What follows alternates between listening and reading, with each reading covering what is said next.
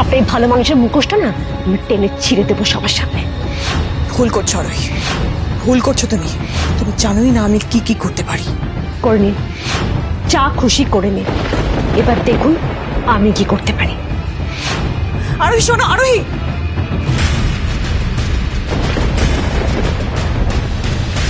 ননদ রানী, মনে হয় আমাদের একটা সেকেন্ড ওপিনিয়ন নিয়ে নেওয়া উচিত হবে। দেখি দাও তো দর্শনা। হ্যাঁ মানে মেয়েটা তো সুস্থই ছিল তাই না, আর মেডিসিন খাচ্ছে, সেগুলো কাজ করছে, ভালো হয়ে উঠছে। হঠাৎ করে টিউমারটা, ওর যে সিমটম দেখতে পাচ্ছি সেগুলো দেখে মনে হচ্ছে যে আরোহী যে কথাটা বলেছে যে ও প্রেগনেন্ট হতে পারে, মানে সেটা কিন্তু হতে পারে। এসব তুমি কি বলছো মামনি? আমার সাথে রিধিমা যখন সেরকম কোনো সম্পর্ক নেই, হাউ ইজ দিস পসিবল? এটা কি করে হতে পারে? ঠিক আছে, রিপোর্ট দেখে পরিষ্কার বোঝা যাচ্ছে যে রিধিমা ইজ নট প্রেগনেন্ট। আর আমার অন্তত মনে হচ্ছে না রিপোর্টে কোনো ভুল আছে বা কোনো প্রবলেম আছে। তবে হ্যাঁ, দর্শনা ইজ রাইট, একটা সেকেন্ড ওপিনিয়ন নেওয়া যেতেই পারে। বাট এই মুহূর্তে যেটা বেশি ইম্পর্টেন্ট সেটা হলো রিধিমার প্রপার রেস্ট নেওয়া। আমি বলছি প্রভাসকে বলে তোদের হানিমুনের টিকিট ক্যান্সেল করেছিস, ওটা করিয়ে দে বাবা, কারণ রিধিমার এই মুহূর্তে ট্রাভেল করাটা উচিত হবে না। ঠিক আছে, আমি ওকে কল করে এক্ষুনি ক্যান্সেল করিয়ে দিচ্ছি। হ্যাঁ প্লিজ কর। হানিমুনের বাহানায় অনি আর রিধিমার ডিস্টেন্সটা একটু কমানো যেত। এদিকে আমার আরোহী সোনা বিরহে দুঃখে বাড়ি ছেড়ে চলে যেত। সবটা পুরো ভেস্তে গেল।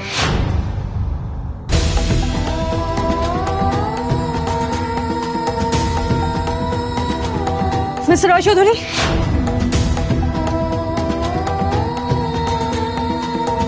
আমার আপনাদের সবার সাথে কিছু কথা আছে। হ্যাঁ বলুন, কি কথা? আসলে আমি এটা অনেক আগেই আপনাকে বলতে চাইছিলাম, মানে আপনাদের সবার এটা জানা খুব প্রয়োজন যে মিসেস রয় চৌধুরী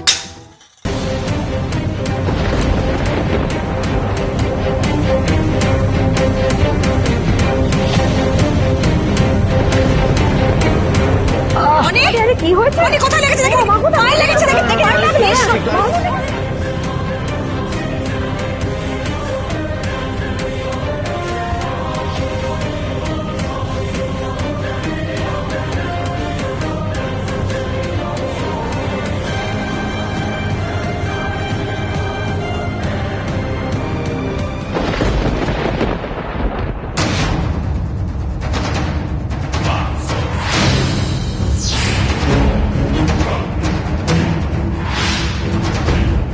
पैर पे चोट लगे, शुक्र है भगवान का कि सर पे नहीं गिरा ये, वरना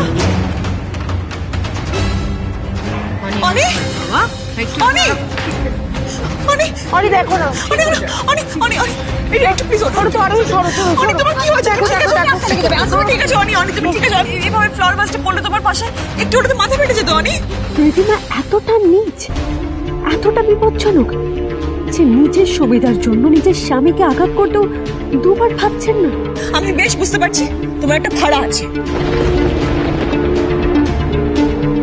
কারণ নজর নিশ্চয়ই তোমার উপর পড়েছে। তুমি জানি না কার নজর পড়েছে। শোনো, তুমি আজকে কোথাও যাবে না, হ্যাঁ? তুমি আজকে অফিস যাবে না, তুমি আজকে বাড়িতেই থাকবে। It's not possible Ridhima. পরশু একটা ইম্পর্টেন্ট ডিল নিয়ে আমার একটা মিটিং আছে, আমাকে একটা প্রেজেন্টেশন বানাতে হবে, আমাকে আজকে অফিসে যেতেই হবে যে করেই হোক। বেটা ও ভয় পেয়ে গেছে তাই বলছে। আজকে দিনটা বাড়িতে থেকে যায় না, বাড়ি থেকে কাজ কর না, প্রবলেম কি আছে?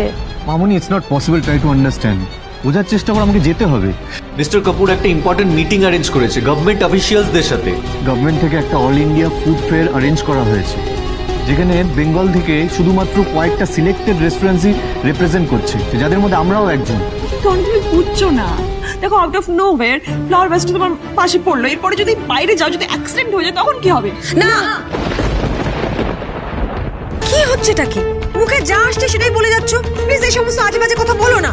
শিবনী, আমার টেনশন হচ্ছে বলেই তো আমি এই কথাগুলো বলছি। একটু অনেকে বোঝাও না, একটা দিন তো, একটা দিনের ব্যাপার। ওনাই বাড়ি বসে প্রেজেন্টেশনটা বানাক। মিস্টার রয় চৌধুরী, আমি বলছি কি একটা দিনের ব্যাপার, আজকে নয় বাড়ি থেকে কাজ করে নিন। তুমিও পিসিমণি। আচ্ছা বেশ, আপনি যখন বলছেন তখন আমি আজ বাড়িতে থেকেই অফিস করব। By the way miss Chakraborty, আপনি রিধিমা সম্বন্ধে কিছু একটা বলতে যাচ্ছিলেন না, কি বলুন তো?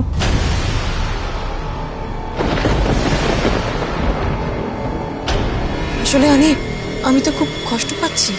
মানে আমি একটা স্বপ্ন দেখেছিলাম, সেই স্বপ্নটা একটা রিপোর্ট ভেঙে চুরমার করে দিল। জানি আমি আর হানিমুনে যেতে পারবো না তোমার সঙ্গে। আরোই বলতে চাইছিল যে আমাদের একটা আউটিংয়ে যাওয়া দরকার, যাতে আমার মন ভালো থাকে। আমি ওকে বারণ করেছিলাম বলতে, কিন্তু ও নিচে এসে এটা বলতে চাইছিল আমার মনে হয়, তাই না আরোহী? বাট আমি ওকে না করেছি। আমি বলেছি তোমার আগে ডিলের কাজটা হয়ে যাক, তারপর দেখা যাবে। আমি ঘরে যাচ্ছি, আস্তে ঘরে যাচ্ছি, আমি ফাইন। আস্তে আস্তে আস্তে ঠিক আছে, ঠিক আছে, ঠিক আছে, আসতে ঠিক আছে বিশু, ঠিক আছে। হ্যাঁ, দর্শনা, আমাদের তো খাবার ব্যবস্থা করতে হবে, চলো।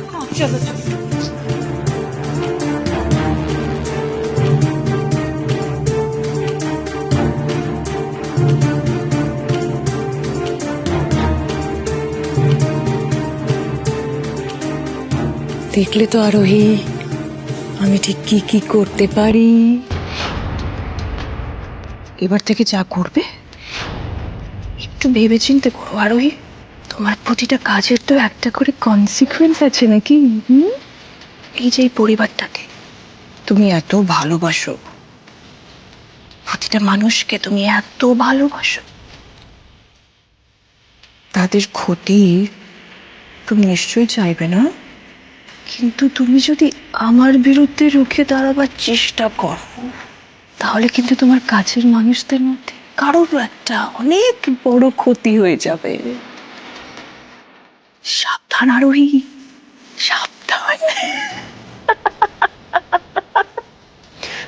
কতদিন ভয় দেখে আমার মুখ বন্ধ রাখবেন আপনি? ভয়, ভয় একটা খুব ইন্টারেস্টিং জিনিস আরোহী।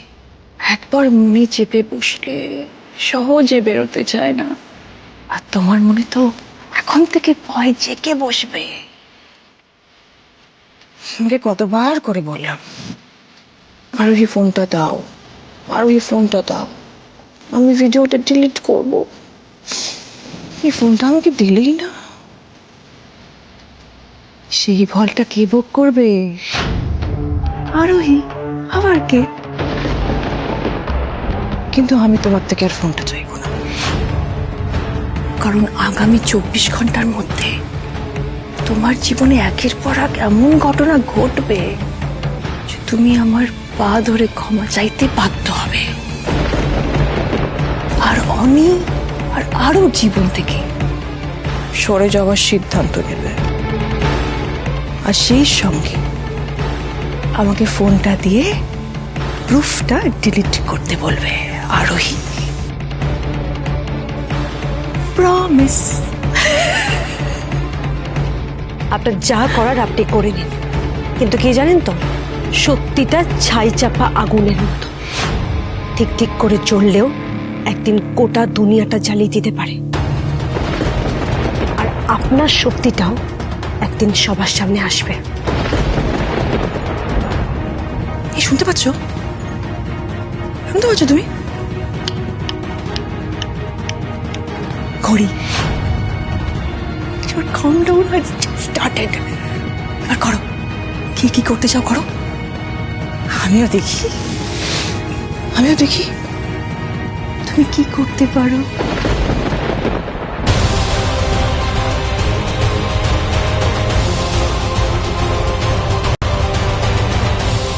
হে ভগবান, এবার মিস্টার রয় চৌধুরীকে রিধিমার হাত থেকে বাঁচিয়ে আমি রিধিমার সত্যিটা সবাইকে জানাবো কি করে?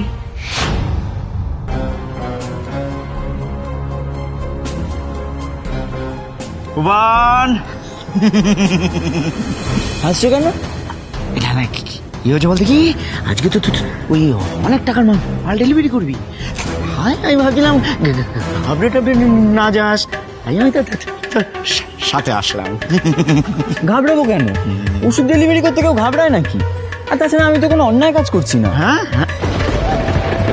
এই ওষুধ বিক্রির নামে তোকে দিয়ে যে আমি কি চালান করাচ্ছি তুই জানতেও পারবি না।